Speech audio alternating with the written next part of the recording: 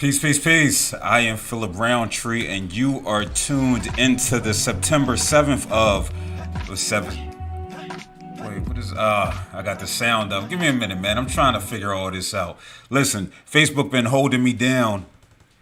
You know what I mean? They be holding me back, rather, not holding me down. Because if they was holding me down, I wouldn't have to go through like a third party in order to get on Facebook Live. As y'all know, I am banned on Facebook until September 17th.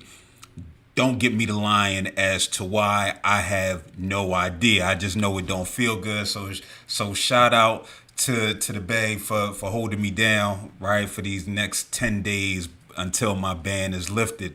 But you are tuned into the September 7th edition of Rhetorically Speaking. Shout out to the people who are watching on Facebook Live. And people thought y'all was going to see Z Waller. No, you are not seeing her. You are seeing Phillip Roundtree. But it's like who is it? Like Puff and Big. Who said it? Jadakiss. Like it hurt when I see Puff, but I don't see Big. Something like that. But it's like Mason. It's like Puff and Biggie, man. But I guess I'm Biggie, right? Because I'm kind of big. So shout out to y'all who are trying to figure out what's going on. Shout out to those who are watching on YouTube. Definitely appreciate you. Make sure you hit that subscribe button for Quantify LLC. Listen, we're going to get it popping, man. We're going to get it popping. Got some good conversation for you all tonight. Got a little bit of a late start, 10 minutes late start. But I definitely appreciate those who are tuning in. Listen, I was just having a conversation about Chadwick Boseman. It's not even listed on here as to what I was going to talk about tonight. But I was having my men's group with some brothers, and we started to process the idea of men and why we don't go to the doctor. We know that the statistic says that 60% of men do not go to the doctor for health reasons, right? And that number is alarming. I firmly believe that Chadwick went, hence the reason why he was able to live for 4 years with advanced stage colon cancer. And so, we started to unpack that. But then I posed the question, and I was trying to figure it out in my mind, and some of you might have seen it on one of my posts that I just recently posted. I don't want it to seem like I'm talking ill of the dead, right? I don't want it to seem like I'm talking ill of the dead. God bless the dead, Chadwick Boseman, Cliff Robinson, who had lymphoma, who passed away at 53, such a young age. But was there a level, did Chadwick Boseman do the black community a disservice by not disclosing his colon cancer condition? Now, listen, I don't have the answer to that, and I was just sitting trying to unpack that. And the reason why I posed that is because we know in hindsight, and we know that there are going to be people post-mortem who are going to go get checked out by their primary care physician. We know there's going to be men who are going to get colonoscopies as a result of seeing Chadwick die and hearing of his death.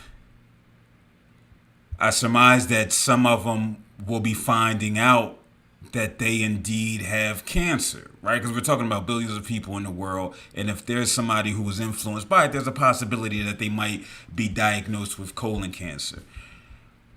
What if 4 years ago, when he found out, he used his platform to not only let the black community know about his condition, but advocated for men of color in particular who are disproportionately impacted by, name the health component, right? Name the health disease rather, right? We talking about cancer, we talking about heart disease, et cetera, et cetera, et cetera. If he came out and advocated for us to go and get checked, could there have been lives saved? I don't have the answer to that, right? Did he do us a disservice? Now, in the midst of us having that conversation, we looked up to try and learn why he might conceal his diagnosis, his cancer status, which we completely understand, right? Listen, he's a celebrity. For 4 years, he would have been hearing both genuine and disingenuous well wishes from people. It might have impacted his ability to act. Were there going to be directors and producers who underestimate him, who treat him, and we know how we treat people who may be ill and who may be terminally ill. We may treat him like he's a child, right? Like handling him with kid gloves, like he wouldn't be able to produce the way that he produced during this time. In reading it, his manager said that he was inspired by his mother, who always told him and his siblings that people shouldn't make a fuss of you, right? People shouldn't make a fuss about you, which is so ironic because he is this actor who's been in these amazing films. But when I read that, I had an aha moment because I recently watched him on not Saturday Night Live, on the Tonight Show with Jimmy Fallon.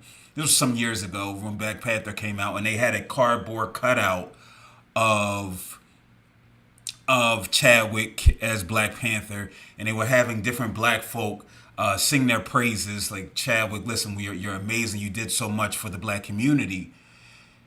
And every time he would come out, he appeared kind of socially awkward. Like, he appreciated the love, but he seemed kind of uncomfortable hearing it. One of the brothers talked about how he for his status and for his celebrity, it was akin to Marshawn Lynch. How Marshawn rejects the celebrity lifestyle, right? He picks and chooses what he wants to participate in, right? He's not in front of the camera. He's the opposite of Will Smith, Chadwick Boseman, right? He doesn't appear to be always wanting to be in front of the camera. And I believe some of that comes from how he was raised. Probably a lot of that came from how he was raised. Listen, you don't have people fawning over you, making a fuss about you, right? You do what you do it well, and you continue on, right? Don't get too high, don't get too low. Just continue to keep it even keel going forward.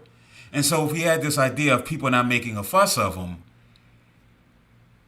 and he thinks that by revealing his cancer status, that it may cause people to make a fuss about him, he will be going against how he was parented and how he was conditioned to not only view himself,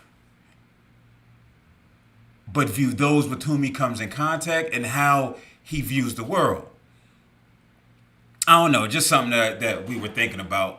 And so again, this has nothing to do necessarily with what I'm talking about tonight on Rhetorically Speaking. But again, this is something that I really want to sit and think about because, we're so conditioned, right? Peace, Leslie, for joining. Appreciate you. It's been a minute.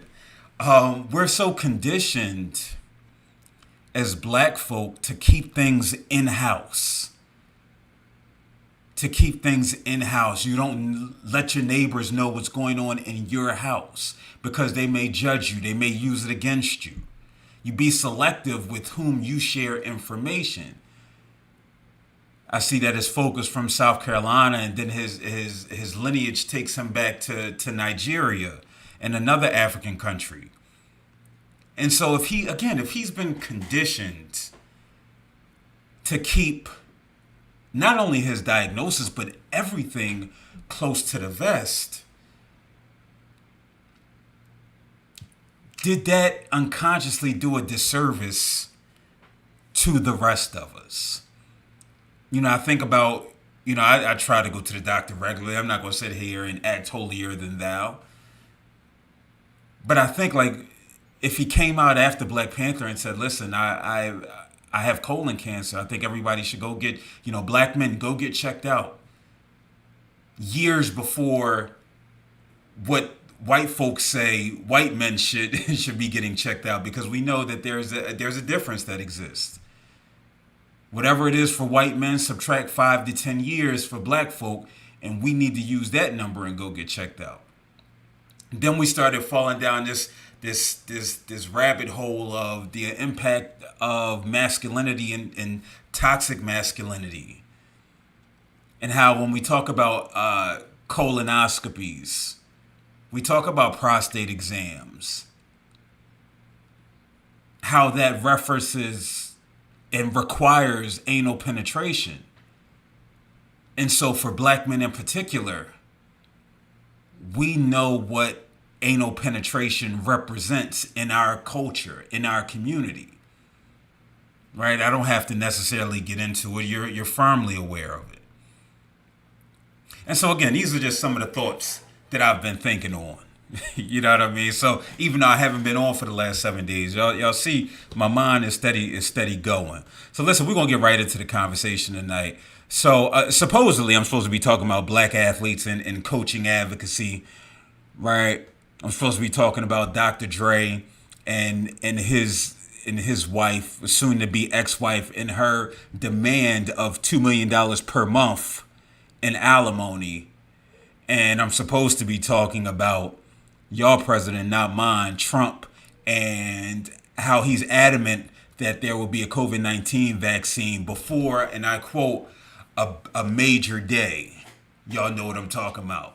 He's such the clown. I may or may not get to that. But I do want to first start off with this conversation about the idea of black athletes and their coaching advocacy. So last week, the Brooklyn Nets hired two-time MVP, future Hall of Famer Steve Nash to be their head coach. Jacques Vaughn, who is a African-American man, he was their interim coach for the last few months because they fired their previous head coach, Kenny Atkinson, who is a white man, and Jacques Vaughn took over. Jacques Vaughn did a hell of a job without superstars Kevin Durant and Kyrie Irving. Unfortunately, it wasn't enough for him to they say he was quote unquote considered for the job and strongly considered, but subsequently he did not get the job. And so Steve Nash was hired. He has no head coaching experience. He does have a relationship with Kevin Durant from the years that he played for the Golden State Warriors. I forget the term that they used, but he was paid to come in and help Kevin Durant and as an advisor and help the rest of the players. The backlash to this hiring was plentiful. You have folk like Stephen A. Saying that this is white privilege, and I think for me, initially I looked at it as being white privilege in the sense that he did, where here you have white mediocrity or no experience trumping black expertise, right? Because Jacques Vaughn, even though he didn't have a great stint in Orlando, he had experience as a coach, as an assistant coach and a head coach on the NBA level. Then I had to take a step back and think about how Steve Nash isn't the first ex-player to be hired without experience. You got Mark Jackson, you have Tyronn Lue. No, you have Mark Jackson. You have I'm trying to think, because Tyronn Lue, he worked Doc Rivers, who is now the coach of the LA Clippers. He's been coaching in Orlando when Boston won a championship. So, it's not like Steve Nash is setting a precedent, right? So I didn't see the privilege there. Where I saw the privilege was his ability to reject the job for several weeks in a row. So the person who runs the team, Sean Marks, is a friend of his. They played together, and he wanted Steve Nash from the onset, which, listen, I can understand that, right? You have somebody in your mind who you want. go get them. Don't play this game like the NFL does with the Rooney Rule. You have to hire 2 black folk or interview 2 minorities prior to hiring, because we see that doesn't get us anywhere. And so with this, him trying to woo him to coach the team, Steve Nash said no for weeks on end. And that, in my eyes, is where the privilege lies, right? In a sense that black folk don't necessarily, especially in positions that are far and few between, we don't get the opportunity to say no to jobs, to coaching opportunities in particular. When Doc Rivers was asked if he wanted the Orlando Magic job and he interviewed and he said no, you think they were going to continue to woo him for multiple weeks? No. They were going to move on. They're probably going to move on to somebody white. And so that's where, in my eyes, in my opinion, the privilege with Steve Nash lies. There's also more privilege when we talk about the idea of being able to go to a team built to win a championship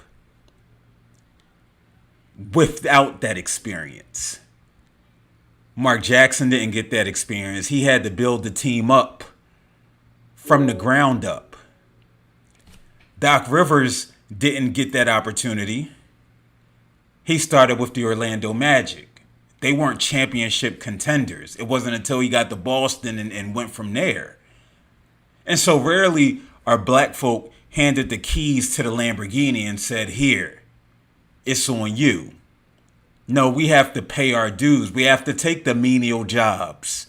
And this isn't just in the NBA or in sports, but often we have to take the menial jobs or the lesser than jobs and prove ourselves before we're given the keys to the Lamborghini, right?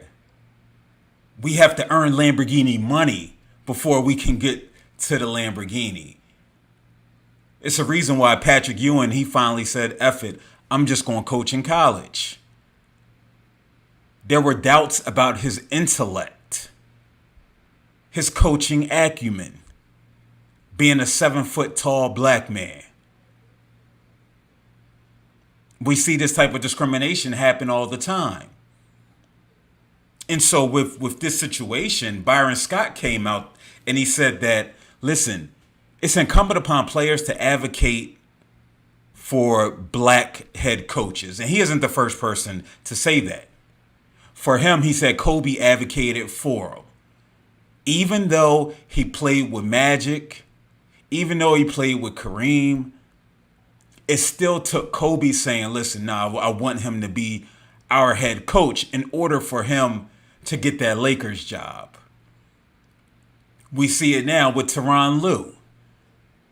Tyronn Lue won an NBA championship in Cleveland. Granted, he had one of the greatest players of all time, but who doesn't win championships without great players or an amazing system? You need great players.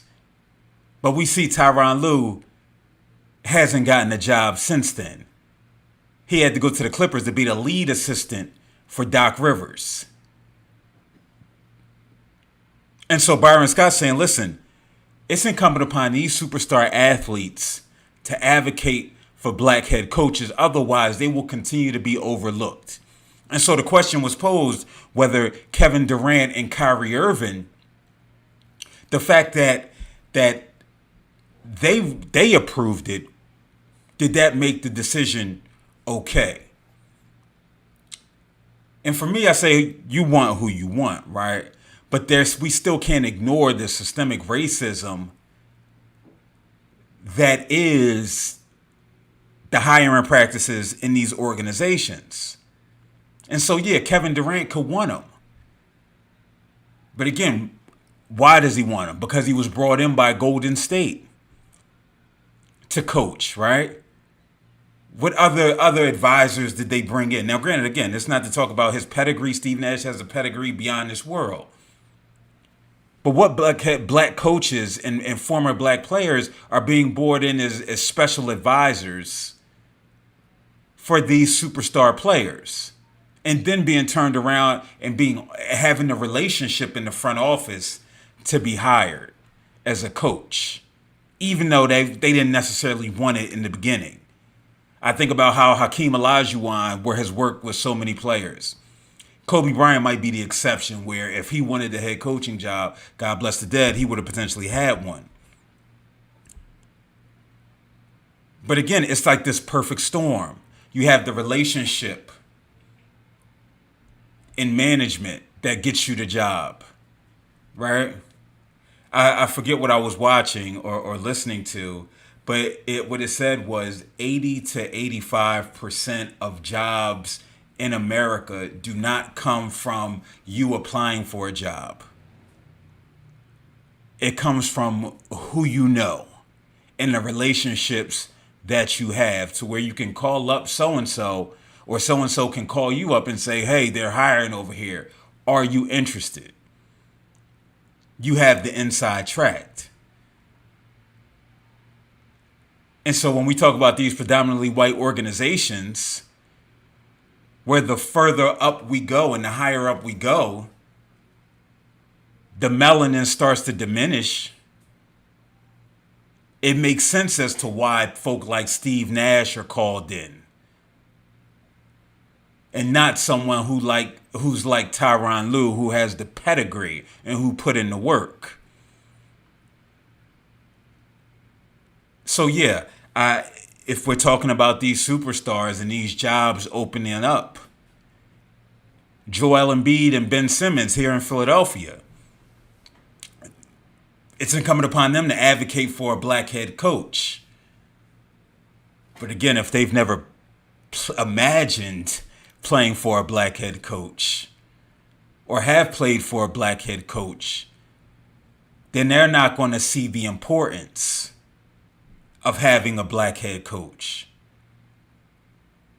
Now, who has a responsibility? Elton Brand, who is the general manager of the Sixers. I feel like all the pressure is on him. He cannot hire a white person to coach him, especially after giving Brett Brown 7 years. After giving him 7 years. Again, it's bigger than him, and he has to think about that.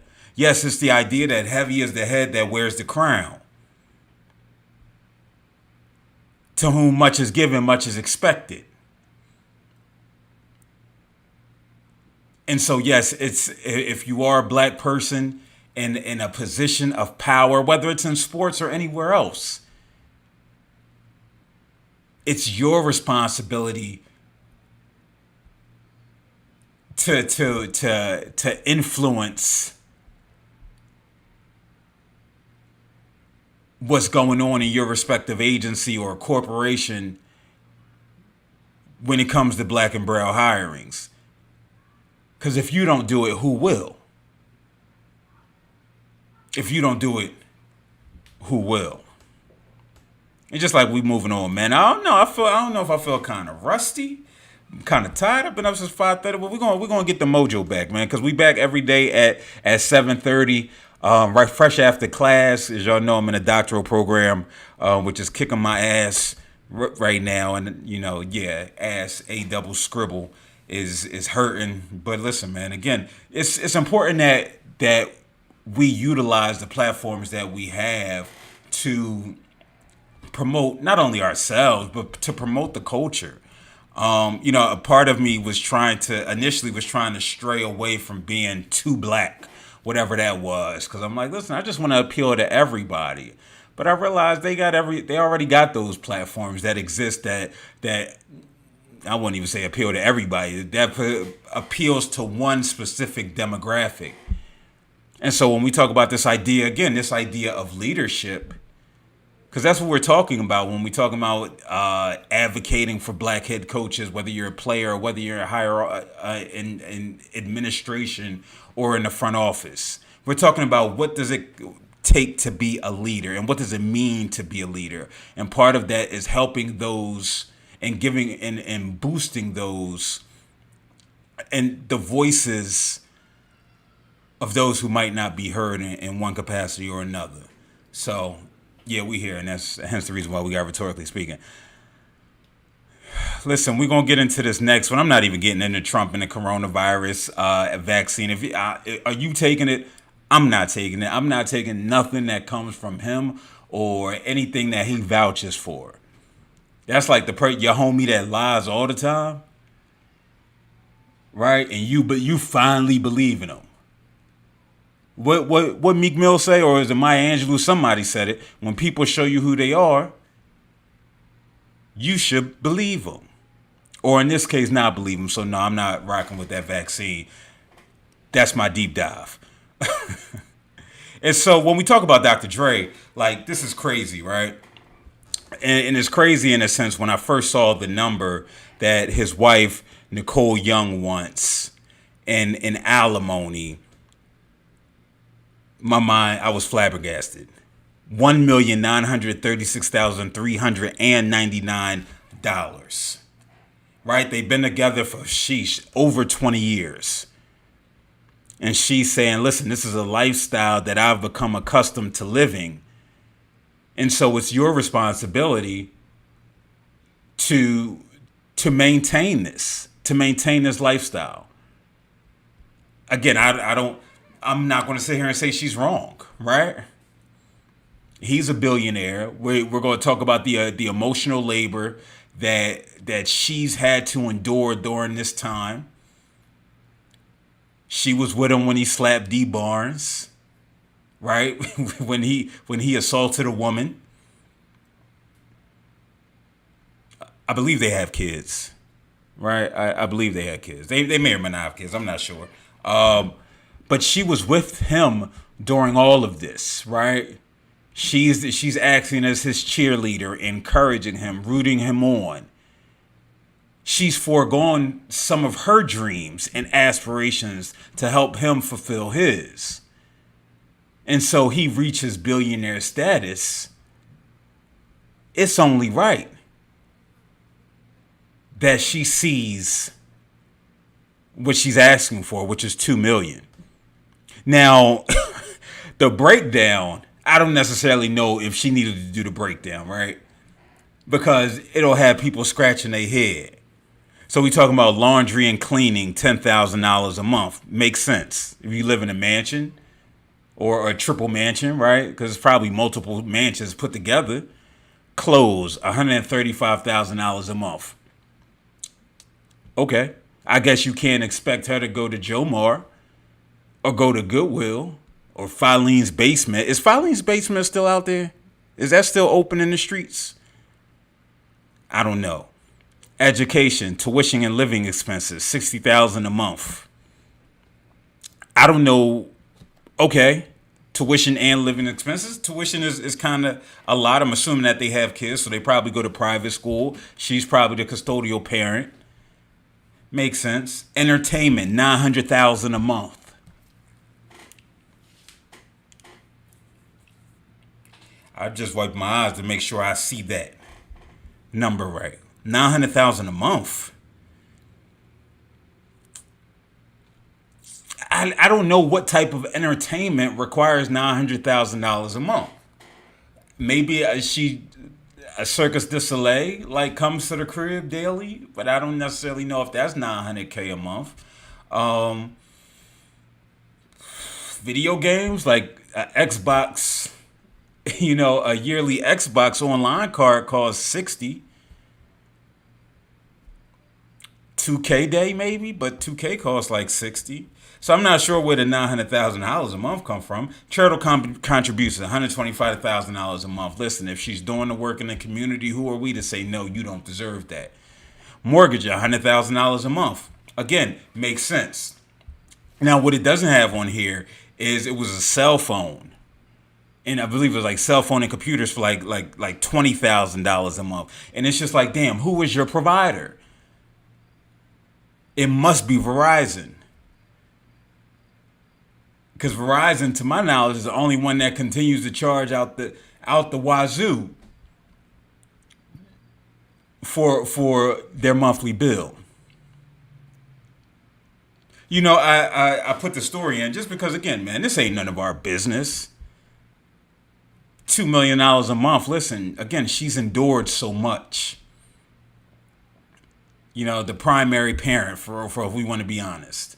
She's had to endure slapping D Barnes. I'm sure there's been some infidelity here and there that she's found out about.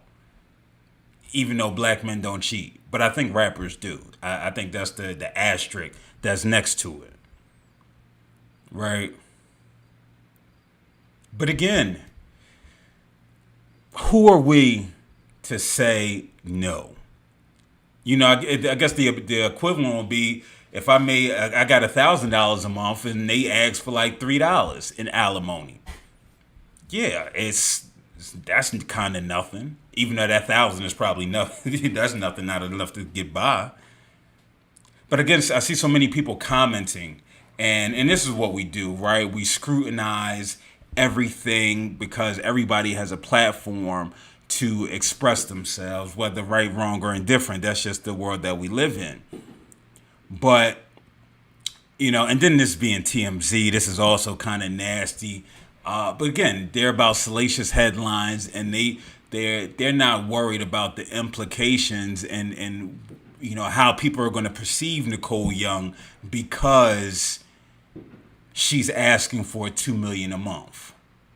But again, you can't put a price on emotional labor. It's taxing. Shoot, you see who name y'all done signed in on having to go live on Facebook Live on her joint. That's emotional labor. And having to, just, damn it, you know what I'm talking about. I'm not getting all into it because I got to use this tomorrow. So listen, I salute her, and I hope she gets the bread that she seeks. And so with that said, it's only right I bring the man back. Donations. Donations. Donations. Donations. Donations. Donations. Cash App, Spotify, LLC. Make sure you use the hashtag. Gifts. Gifts. Gifts. More gifts. More gifts. Right? Look out for me because I'm not getting $2 million a month. Listen, man, we still a little rusty, but we're going to be right back at it tomorrow. So, and then once we come back tomorrow, I'll make sure I switch these frames up so I can know where the cutoff is when I clip these joints up. But no, listen, man, until tomorrow night, 7:30, peace.